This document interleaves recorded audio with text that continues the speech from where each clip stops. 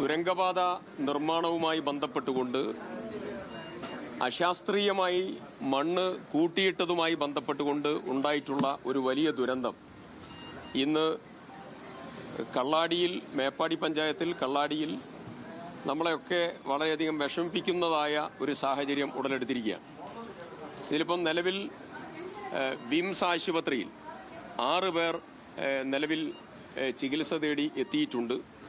കിരൺകുമാർ, ദിലീപ്, സൂരജ് യാദവ്, സഞ്ജയ് താപ്പൂർ, രജനീഷ്, തന്മയ് ഘോഷ് എന്നിവരാണ് വിംസ് ആശുപത്രിയിൽ ചികിത്സ തേടി എത്തിയിട്ടുള്ളത്. അവർ 6 പേരുടെയും നില നല്ല രീതിയിൽ മുന്നോട്ട് പോകുന്നു എന്നുള്ളതാണ് ആശുപത്രിയിൽ നിന്നും ലഭ്യമായിട്ടുള്ള വിവരം. NDRFന്റെ സംഘങ്ങൾ, വയനാട്ടിൽ നിന്നുള്ള സംഘവും ആദ്യം പോന്നു. കോഴിക്കോടുള്ള സംഘത്തോടും അങ്ങോട്ട് പുറപ്പെടാൻ ആവശ്യപ്പെട്ടു. 2 NDRF സംഘങ്ങളും അവിടേക്ക് പോയിട്ടുണ്ട്. കൂടുതൽ ആളുകൾ ഇതിൽ അപകടത്തിൽപ്പെട്ടിട്ടുണ്ടോ എന്നുള്ള പരിശോധന നടത്തുന്നതിന്, അടിയന്തരമായിട്ടുള്ള പരിശോധന നടത്തുന്നതിന് വേണ്ടിയിട്ടുള്ള നടപടിക്രമങ്ങൾ തുടങ്ങിയിട്ടുണ്ട്. ജില്ലാ കളക്ടർ സ്ഥലത്തെത്തിയിട്ടുണ്ട്. സംസ്ഥാന ദുരന്ത നിവാരണ അതോറിറ്റിയുടെ ചെയർമാൻ ശ്രീ ശേഖർ കുര്യാക്കോസിനോട് ഇതിന്റെ പ്രവർത്തനങ്ങൾ എല്ലാ തലത്തിലും ഏകോപനം നടത്തുന്നതിന് വേണ്ടി നിർദ്ദേശം കൊടുത്തിട്ടുണ്ട്. ഫയർഫോഴ്സിന്റെ സംവിധാനം ഓൾറെഡി സ്ഥലത്തെത്തി ഇതിന്റെ റെസ്ക്യൂ ഓപ്പറേഷൻസും പരിശോധനകളും ആരംഭം കുറിച്ചിട്ടുണ്ട്. ഇതുമായി ബന്ധപ്പെട്ടുകൊണ്ട് മറ്റൊരു കാര്യം പറയാനുള്ളത്, നേരത്തെ ഈ മണ്ണ് ഇപ്പോൾ മറ്റുള്ള കാര്യങ്ങളിലേക്കൊന്നും പോകുന്നില്ല, പക്ഷേ അശാസ്ത്രീയമായ രീതിയിലാണ് ഈ മണ്ണ് തുടക്കത്തിൽ തന്നെ, ഇത്ര നേരത്തെ ഒരു നല്ല രീതിയിലുള്ള മഴ വയനാട്ടിൽ പെയ്തതാണ്. അതിനുശേഷം ഇപ്പോഴുണ്ടായിട്ടുള്ള ഈ ചെറിയ രീതിയിലുള്ള ഈ മഴയിൽ ഇങ്ങനെ അപകടം സംഭവിക്കും എന്നുള്ളതിൻ്റെ സൂചന വളരെ കൃത്യമായി മീറ്റിങ്ങിലും അല്ലാതെയും കൊങ്കൺ അധികൃതരുടെ മീറ്റിങ്ങിൽ ഉൾപ്പെടെ നൽകിയിരുന്നതാണ്. പക്ഷെ അതിൽ വേണ്ട നടപടികൾ സ്വീകരിക്കുന്നതിലുള്ള പാളിച്ചയുണ്ടായിട്ടുണ്ട്. അത് സർക്കാർ ഗൗരവത്തോടു കൂടി കാണുന്നു. അതിൽ പരിശോധനയുണ്ടാകും. എന്തുകൊണ്ടാണ് ഇത് സംഭവിച്ചത് എന്നുള്ളതും അതിൽ നിർദ്ദേശമനുസരിച്ച് മുന്നോട്ട് പോകാതിരുന്ന സാഹചര്യവും ഗൗരവമുള്ളതാണ്. അത് സർക്കാർ പരിശോധിക്കുന്നതാണ്.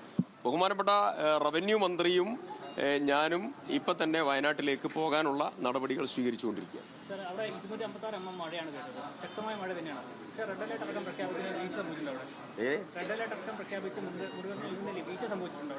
അത് മഴയുടെ തോതെടുക്കാനും ആ തോത് KSDMA അതുപോലെ ജില്ലാ DDMA ഉൾപ്പെടെയുള്ളതായിരിക്കുന്ന അവിടെ DDMAയുടെ ഒരു സിസ്റ്റം ഉണ്ട്. പ്രൈവറ്റും പബ്ലിക്കും ഒരുമിച്ചുള്ളതായ ഒരു പ്രയാണമുണ്ട്.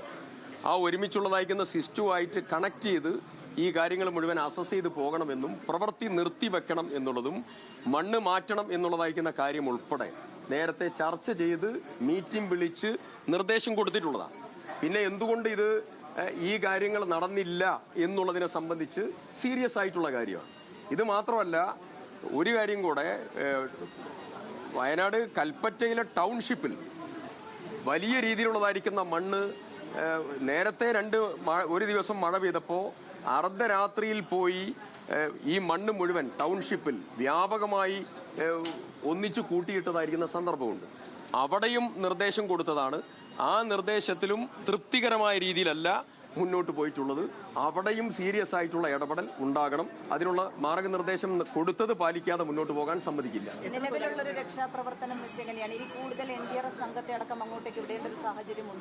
നിലവിൽ മീനങ്ങാടിയിലുള്ള വയനാട്ടിലെ NDRF സംഘം അവിടെ എത്തുകയായി.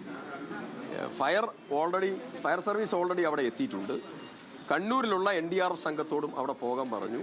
കൂടുതലുള്ളതായ ഏതെങ്കിലും ആളുകൾ പെട്ടോ എന്നുള്ള പരിശോധന ഉടൻ തന്നെ ആരംഭിക്കാൻ വേണ്ടി പറഞ്ഞിട്ടുണ്ട്. മഴക്കാലത്ത് പ്രവൃത്തി നടത്തരുത് എന്നുള്ളതും അവിടെ പ്രവൃത്തിയുമായി ബന്ധപ്പെട്ടുകൊണ്ട് ആളുകൾ ഉണ്ടാവരുത് എന്നുള്ളതും അവിടെയുള്ള 8 കുടുംബത്തെ മാറ്റിപ്പാർപ്പിക്കണം എന്നുള്ള കാര്യം ഉൾപ്പെടെ എല്ലാ നിർദ്ദേശവും നേരത്തെ നൽകിയിരുന്നതാണ്. അതിൽ ഞാൻ ഇന്ന് കലക്ടർ എന്നോട് പറഞ്ഞിട്ടുള്ള ഒരു വിവരം, ഈ വെള്ളം പോകുന്നതിന് വേണ്ടിയിട്ടുള്ള ഒരു വഴി ക്രമീകരിക്കുന്നതുമായി ബന്ധപ്പെട്ടതായിരിക്കുന്ന ഒരു കാര്യം ഉൾപ്പെടെ തൊഴിലാളികൾ ഉൾപ്പെടെ അവിടെ ഉണ്ടായിരുന്നു. അങ്ങനെയൊക്കെ പല രീതിയിലുള്ള പ്രശ്നങ്ങൾ ഇതിൽ അപകടത്തിൽപ്പെട്ട ആളുകളുമായി ബന്ധപ്പെട്ടുകൊണ്ട് വന്നിട്ടുണ്ട്. അതൊക്കെ പരിശോധിക്കും. കൃത്യമായിട്ടുള്ള പൂർണ്ണമായിട്ടുള്ള വിവരം ലഭ്യമല്ല. അതുകൊണ്ട് പരിശോധന പൂർണ്ണ തോതിൽ ഉണ്ടാവും.